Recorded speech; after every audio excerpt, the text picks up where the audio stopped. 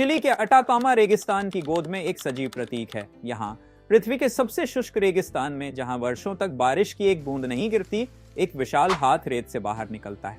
यह न तो प्रकृति की रचना है, न ही किसी प्राचीन सभ्यता का अवशेष। यह है हैंड ऑफ डेजर्ट, चिली के अटाकामा रेगिस्तान में इंसानी रचना का एक प्रतीक जो समय, कला और मानवता की कहानी कहता है। 1992 में चिली के मूर्तिकार मारियो इरादाजाबल ने इस 11 मीटर ऊंचे हाथ को अटाकामा की रेत में किया। यह मूर्ति, जिसे स्थानीय लोग मानो डेल डिसियर्तो कहते हैं, एक कला परियोजना थी जिसे अंतोफगास्ता शहर के 75 किलोमीटर दक्षिण में स्थापित किया गया। लोहे और कंक्रीट से गढ़ा गया यह हाथ इंसानियत के दर्द, अकेलेपन और संघर्ष का प्रतीक है। यह हाथ बोलता नहीं मगर महसूस होता है। मारियो ने कहा था, मनुष्य के भीतर जितनी भी यातनाएं हैं वे इस हाथ में समा दें। शायद इसीलिए यह न उगता हुआ लगता है, न डूबता हुआ, ये बस है मौन में खड़ा हमारे जैसा। सिर्फ एक विशाल हाथ नहीं है, बल्कि कई अर्थ समेटे हुए है। इंसानी कमजोरी और अकेलापन, पीड़ा और संघर्ष का प्रतीक, निर्जनता में भी मानवीय छाप।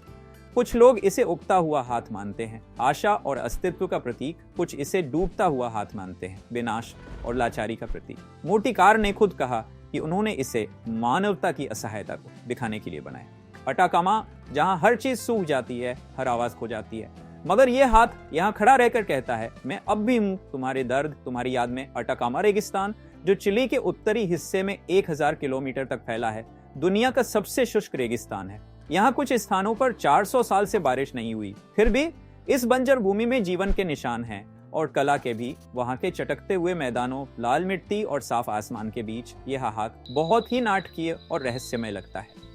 इसे बनाने में कई महीने लगे। सबसे बड़ी चुनौती थी इतनी कठोर और सूखी भूमि पर इतनी बड़ी संरचना खड़ी करना। कलाकार ने लोहे का ढांचा बनाकर उस पर कंक्रीट की परतें चढ़ाईं, जिससे यह वर्षों तक टिक सके।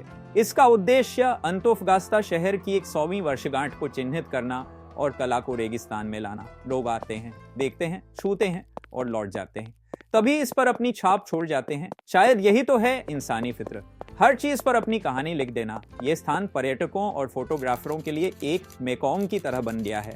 लोग यहाँ अकेलेपन और रेगिस्तान की विशालता का अनुभव करने आते हैं। रात के समय आकाशगंगा के नीचे यह अद्भुत दिखता है। हैंड ऑफ डेजर्ट सिर्फ एक मूर्ति नहीं, बल्कि एक सांस्कृतिक प्रतीक बन गया है। यह पर्यटकों को आकर्षित करता है, लेकिन साथ ही यह स्थानीय लोगों के लिए गर्व और विवाद का विषय भी है। कुछ इसे कला का चमत्कार मानते हैं, तो कुछ इसे रेगिस्तान के प्राकृतिक सौंदर्य पर मानव का हस्तक्षेप। मूर्ति का आधा दबा हुआ हाथ मानवता की प्रकृति के साथ संघर्ष और उसकी नाजुकता को दर्शाता है। जलवायु परिवर्तन के इस युग में हैंड ऑफ डेजर्ट हमें प्रकृति के साथ हमारे संबंधों पर विचार करने के लिए प्रेरित करता है। यह मूर्ति, जो रेगिस्तान की कठोर परिस्थितियों में खड़ी है, हमें याद दिलाती है कि मानव सृजन कितना शक्तिशाली हो सकता है और कितना नाजुक भी। क्या हम इस हाथ की तरह उभरेंगे या रेत में दब जाएंगे? यह सवाल हम सभी के लिए है। यह हाथ हमें याद दिलाता है कि इंसान चाहे जितना अकेला लगे, उसकी कहानी हमेशा जिंदा रहती है।